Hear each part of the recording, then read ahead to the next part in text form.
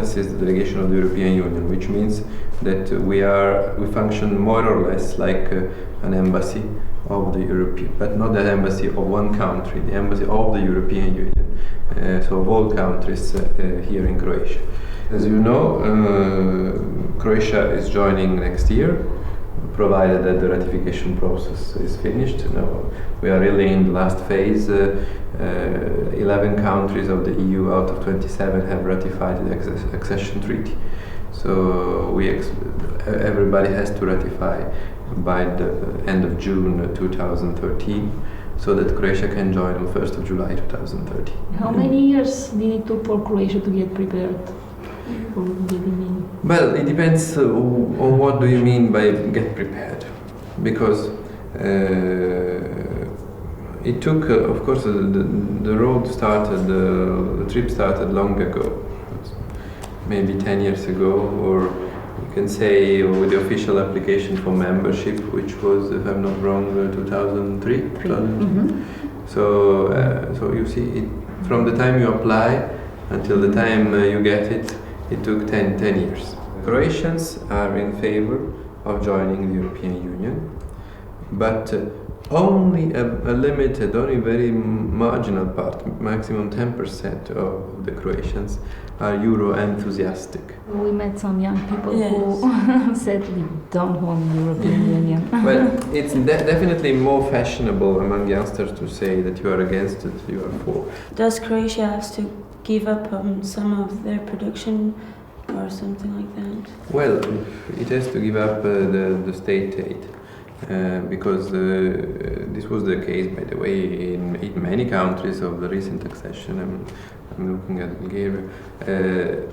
There was a tradition of a state-run economy, so there is still a lot of aid given by the state to specific companies, and this has to be discontinued, has to be interrupted with accession, because state aid can only continue if they are compliant with the EU rules. So if there are a number of criteria for allowing state aids, but definitely state aid to a company which is making losses and doesn't have the perspective to become profitable are illegal according to the EU rules. So this is what is going to change.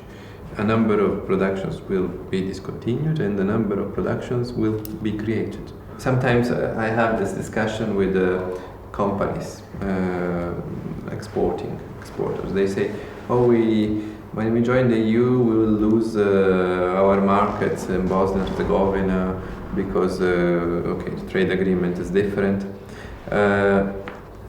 and we risk being flooded in Croatia with companies coming from other member states of the European Union. That's true. This is the consequence of the market, but what are you doing?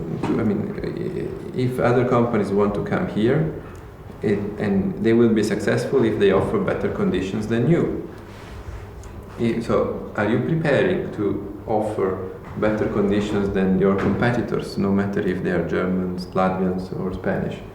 Or you just want to continue in this wonderful world of privileges that you had so far, where the market and the competition was limited. I was just reading the last Eurobarometer survey, which was saying how the Croatians are the most pessimistic at the moment nation of Europe, much more than Greeks or anybody else. There is a bit of this thing of bit of distrust about all these things that are going to change or how it's going to be. A small country like Belgium, there is so much enthusiasm, well, not really enthusiasm, but everybody has agreed that our place is in the EU, because before the EU, all our neighbors would just constantly invade us or fight their wars between us in our country. So, in Croatia it's a bit of a similar situation, also a very small country, always being trying to be attacked by bigger powers or wars with others. But as we said before, it's an emotional issue for the Croats because they only recently got sovereignty, and I think it's emotional for them to then, we just got our own country, now we're gonna give away that part that we just gained. In this world it's important to keep running, and And therefore also Croatia would have an interest to. The world is changing, and if the EU wants to keep its present role in the world, it has to adapt. That's why it has to be bigger, stronger, more modern, more focused on certain type of productions, and so far and so forth.